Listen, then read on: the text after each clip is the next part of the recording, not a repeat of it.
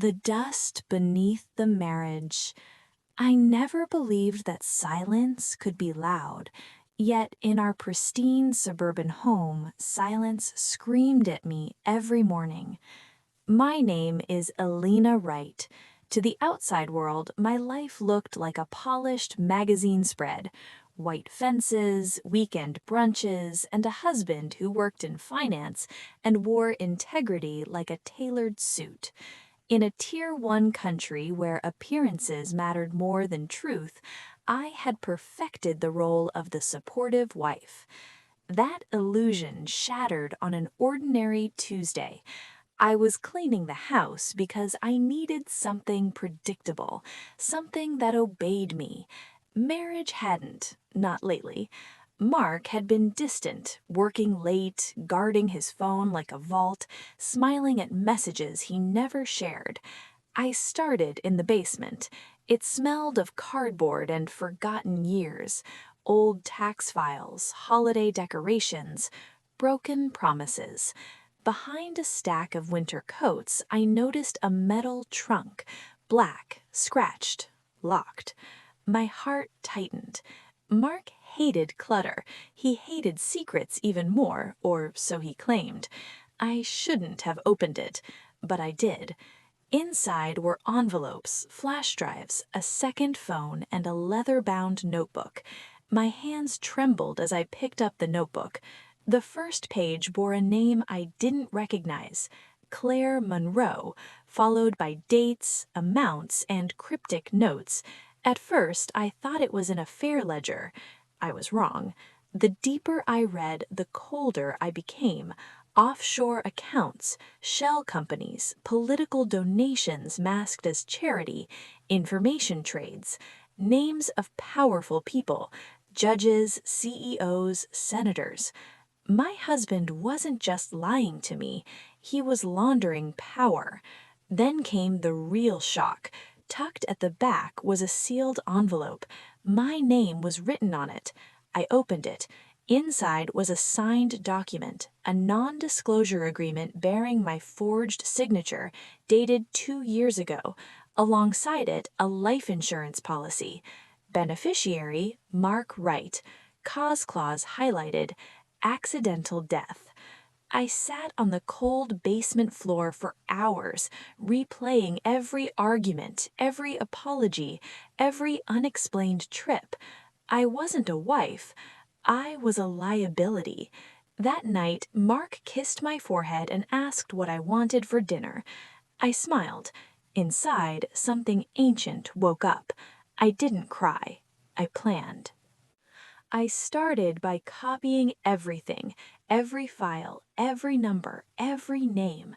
I created backups hidden in places Mark would never look, cloud servers, encrypted drives, even physical copies mailed to myself under fake names. Then I studied. Mark underestimated me. He always had. He thought my intelligence was decorative, my ambition optional. What he forgot was that before I became his wife, I was a data analyst for a federal contractor. Patterns speak, and Mark's patterns screamed greed. He was selling silence, information that could ruin empires. I didn't confront him. I became better, calmer, sweeter, invisible. While he built his criminal kingdom, I built my revenge. I started attending charity events with him again, smiling beside him while memorizing faces, senators who laughed too loudly, CEOs who avoided eye contact, wives who knew but chose comfort over truth. I noticed how power protected itself, so I decided to become power. Using Mark's second phone, I traced messages to an anonymous broker operating under the alias Black Queen. I smiled at the irony. That night, I created my own identity, and I took her name. Revenge isn't loud, it's precise. The first move was subtle. I leaked a single document, not enough to destroy anyone, just enough to make someone nervous. A mid-level executive resigned within days. The news called it a personal decision.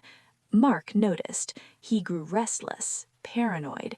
He checked his phone more often, changed passwords, drank more whiskey.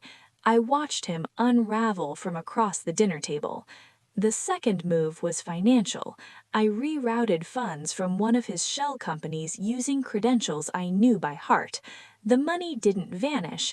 It landed in an account traced to a charity fighting domestic financial abuse. Auditors came knocking. Mark panicked. That's when I struck emotionally.